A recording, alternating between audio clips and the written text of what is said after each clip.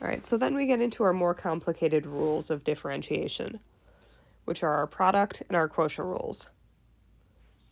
Our product rule says that if we want to take the derivative of the product of two functions, what we're going to do is keep the first function exactly as is and multiply it by the derivative of the second function. Then we'll add to that the second function times the derivative of the first. So if we want to differentiate the function, f of x equals 3x minus 1 times x plus 2. We have one function times another function. So to use our product rule to find the derivative, we'll keep the first function exactly as is, 3x minus 1. We'll multiply it by the derivative of the second function.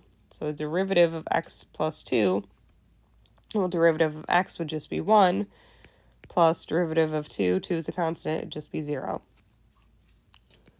Plus our second function as is, x plus 2,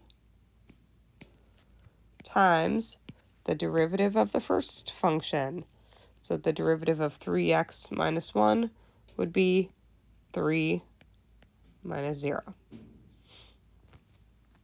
So then if we clean this up, we have 3x minus 1 times 1 plus 0. Well, 1 plus 0 is just 1, so this is just 3x minus 1.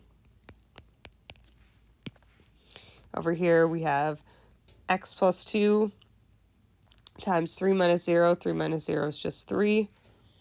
So this becomes plus 3 times x plus 2.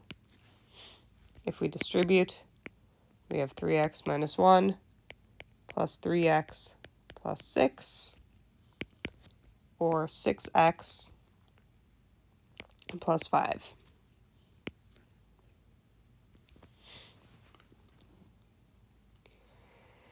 And then our quotient rule, which is the ugliest of all of our rules when we look at it.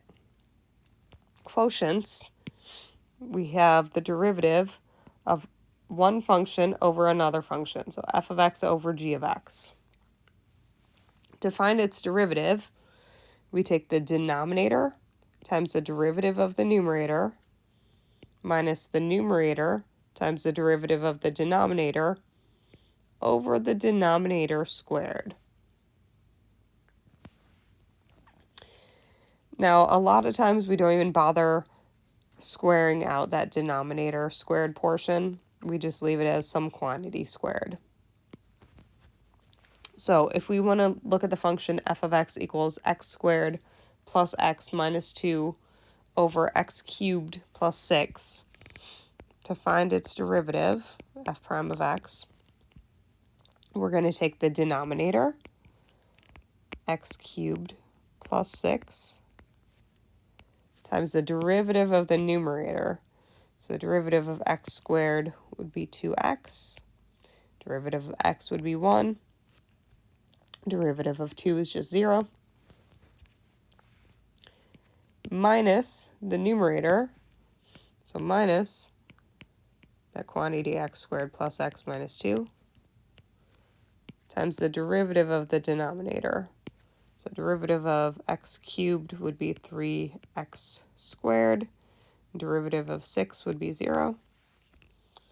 And then we put the whole thing over the denominator, x cubed plus 6 squared. Now this is really ugly looking, so we want to simplify this at least a little bit. So here when we look at this, we see a minus 0 and a plus 0. Just kind of ignore those, they don't matter. So here we have a binomial times a binomial. FOIL these out. X cubed times 2x, x cubed times 1, 6 times 2x, 6 times 1. So this becomes x cubed times 2x would be 2x to the 4th, plus x cubed times 1 is x cubed, plus 6 times 2x is 12x, plus 6 times 1 is 6. We're subtracting from that. We have this trinomial times a monomial. but we're subtracting everything that we get here. So make sure you put that in parentheses so you remember to distribute your negative to every term that you get here. So here, 3x squared times x squared would be 3x to the fourth, plus 3x squared times x would be 3x cubed, minus 2 times 3x squared would be 6x squared. And the whole thing, we're just going to keep over that quantity x cubed plus 6 squared. So in our numerator, we have 2x to the fourth plus x cubed plus 12x plus 6. We distribute that negative to everything over here.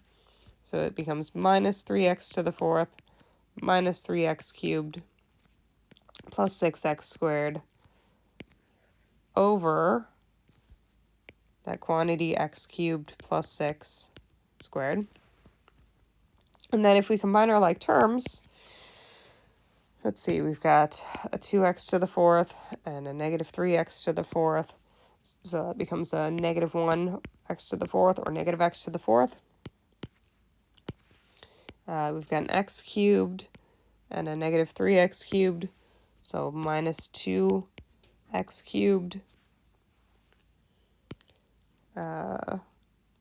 Looks like we only have one x squared term, so plus 6x squared plus 12x plus 6 over the quantity x cubed plus 6 squared. So that's our derivative using our quotient rule.